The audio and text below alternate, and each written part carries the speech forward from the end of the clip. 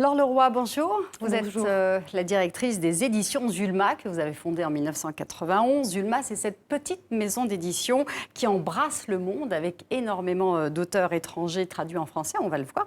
Mais d'abord, Laure Leroy, j'aimerais avoir votre avis sur ce participe passé. Est-ce qu'il faut réformer la règle? Qu'est-ce que vous en pensez, vous? Écoutez, vous savez, on critique l'académie, on veut être original, indépendant, différent. Moi, je crois que de toute façon, la langue française appartient aux écrivains d'abord. C'est eux qui la créent, c'est eux qui l'inventent, c'est eux qui l'utilisent. Alors maintenant, s'ils veulent nous écrire des chefs-d'œuvre, ou si l'un d'entre eux veut écrire un chef-d'œuvre sans accord de participe passé, waouh, très bien. Mais c'est les écrivains. C'est pas ni les professeurs, vous savez, ni les institutions d'aucune sorte qui font la langue française. On parle d'élitisme concernant la langue, l'orthographe, la grammaire.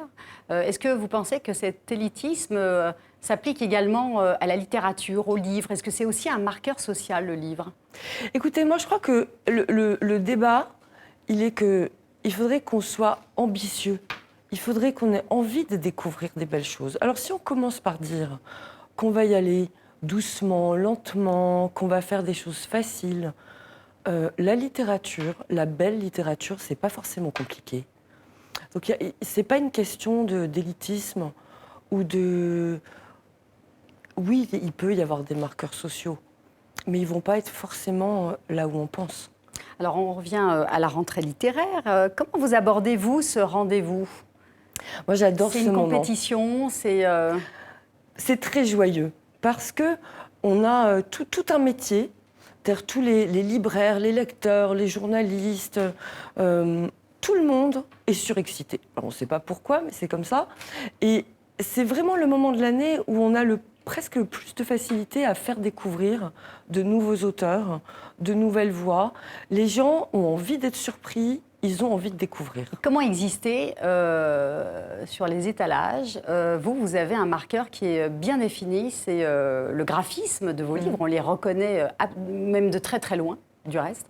Est-ce que c'est une façon aussi de vous faire remarquer? Vous savez, moi, je publie 12 livres par an. Et je les choisis moi-même, de manière très personnelle. Donc évidemment, j'ai envie qu'il y ait un marqueur très fort, parce que je ne vais pas avoir des marqueurs dans les couloirs du métro ou dans les stations-service. C'est vraiment dans les librairies que ça se passe.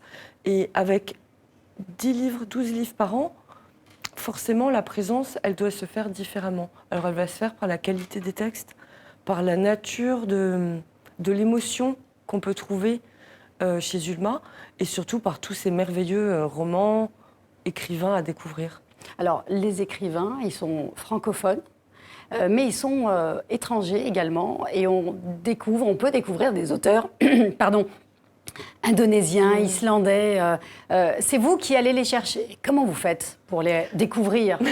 Moi, je suis une personne curieuse, et j'aime que la littérature me transporte. Alors évidemment, tout le monde n'est pas obligé d'être comme moi. Moi, j'aime bien ce qui n'est pas comme moi. J'aime bien découvrir, j'aime bien... Donc, je cherche avec des traducteurs.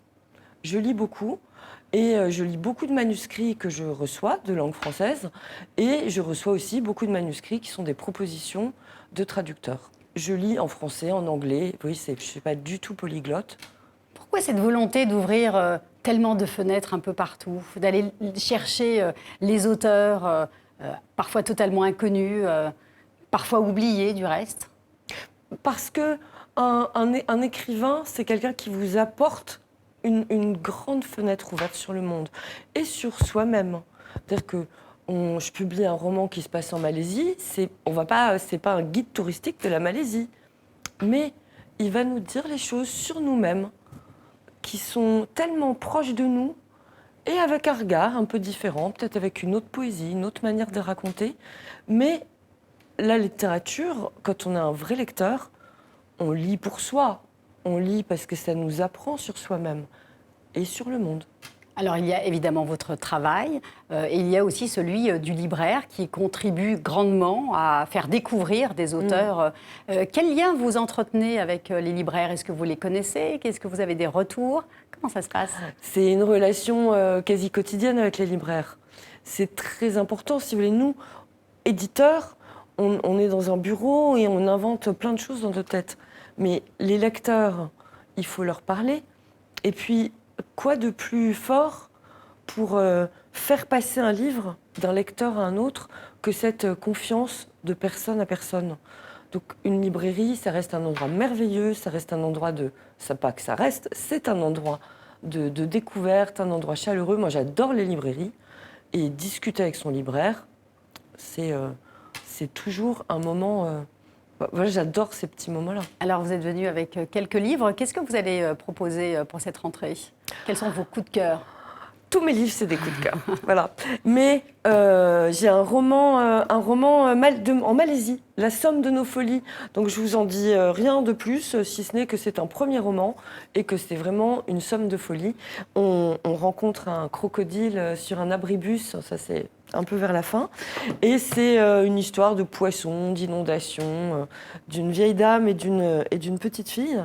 On a un très beau livre, évidemment, de Daniela Laferrière, Pays sans chapeau, qui est le pays sans chapeau. Vous savez, c'est le pays des morts, c'est l'au-delà, parce qu'on n'est jamais enterré avec son chapeau. Et puis, Maître Minuit de Mackenzie Orsel, ça c'est pour rester en Haïti. Et Maître Minuit, c'est un géant. Un géant du vaudou haïtien. Et puis, un qui me tient vraiment énormément à cœur, c'est Zora Neale Hurston, Mais leurs yeux dardaient sur Dieu, qui est traduit par Sika Fakambi. Merci beaucoup, Laure Leroy, pour cette petite présentation, les éditions Zulma. Merci.